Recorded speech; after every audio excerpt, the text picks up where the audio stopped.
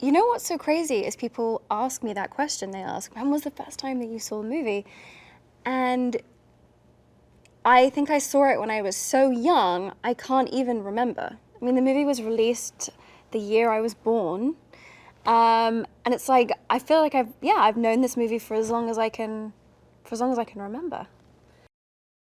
I feel like I'm in an incredibly unique and special position. I played Hermione Granger in Harry Potter, who was one of my kind of like childhood heroes growing up. And then I also got to play Belle, who is another one of, you know, these characters that really kind of dominated and characterized a huge part of my childhood and my growing up. So it's really special, and it feels like I definitely felt pressure because I know what she meant to me as a young girl, and you know, she's kind of sacred a little bit, and yeah, you want to, when you love something that much, you really want to do it justice. Well, you know, it wasn't really a done deal because I'd never sung professionally before. I'd sung as a child, I'd sung in school plays. It's something that you know, I loved and had always wanted to do, but I had to prove to Alan Menken and to Bill Condon and to Cos that that, you know, I could pull this off, because it's a full-blown musical. It's not like I have to just perform one short song or something. It's like, no, these are full musical numbers. So, you know, I had to put myself on tape and I had to audition, and so it was a nerve-wracking process for me, but I think I'm really glad that I went through the process of auditioning, because I felt like, okay, I earned this now. I really won this. I feel like this is something I can do. Beast. Like I feel Beast and Belle are two parts of the same whole, and I remain and throughout the shoot was fascinated by Beast and his darkness and his torment and his redemption. I think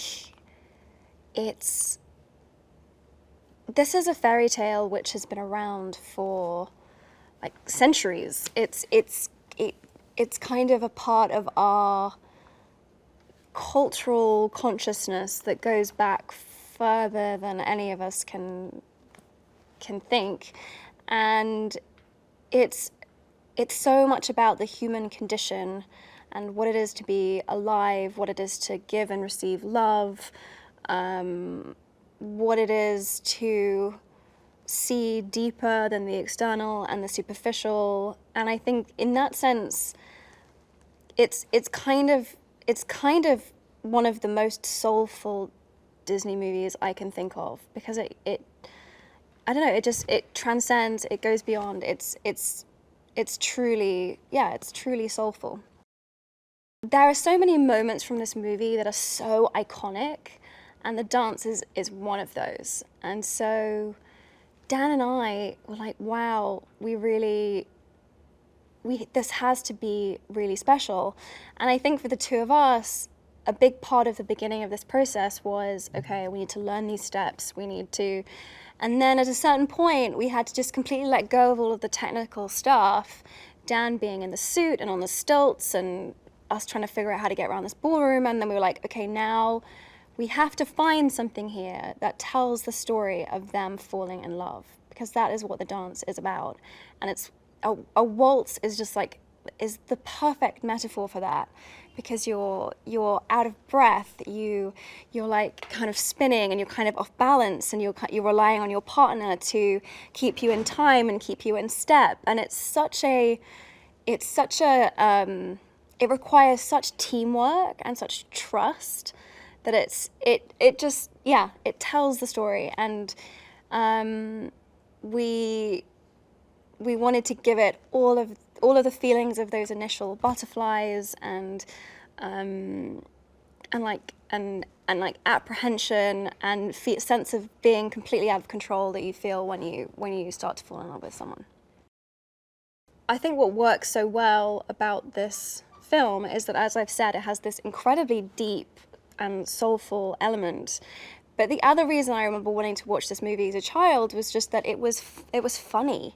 It was just like constant wit, humor, sarcasm. Yeah, just really kind of like, yeah, just had a great sense of humor throughout. And so it's characters like Cogsworth and Lumiere and the dynamic between the two of them, and you know, just kind of that whole ensemble cast that lift the whole thing, and yeah, and make it really, yeah, just like joyful to watch. A big part of me creating Belle was working with Jacqueline Duran, who was the costume head, and it really helped me get it, like, really understand who she was as a living, breathing, human version of Belle, and not just an animated character. So we spent a lot of time figuring out, okay, what does Belle do, and how does what she wears and the ways that she presents herself support what it is that she does. We know that Belle loves to read. You know, how she's the kind of person who'd have at least 2 books on her at all times. How does she do that? So we created these pockets that sit on the outside of her costume so that she can have a book on her at all times, but she can have her hands free. In our version of the story, she's an inventor.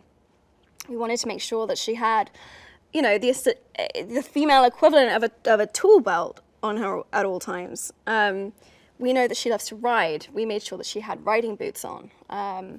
To get on and off a horse, we wanted to make sure that she had something on underneath her skirts, so she has one side of her skirt hitched so that she can get a leg over a horse. And we wanted, you know, she's like out there in the garden and she's doing things. So we wanted her costume to feel beautiful, but also like worn in and have a quality of, yeah, like a quality of, this is something that she lives and breathes in every day, and it's like part of her.